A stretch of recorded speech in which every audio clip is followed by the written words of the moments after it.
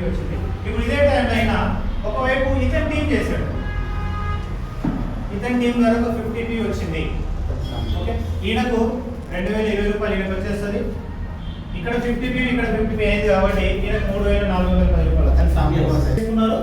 అటువైపు యాడ్ చేసి ఒకవేళ ఇదే 100p అని అయితే ఇదే 100p అనుకోండి, ఇది కూడా 100p అనుకోండి.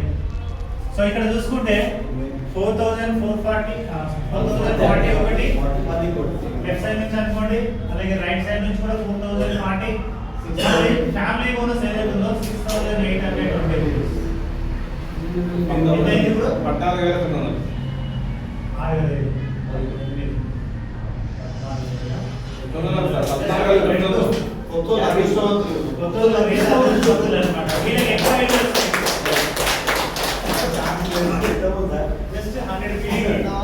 10 సేల్స్ కావాలి. 100p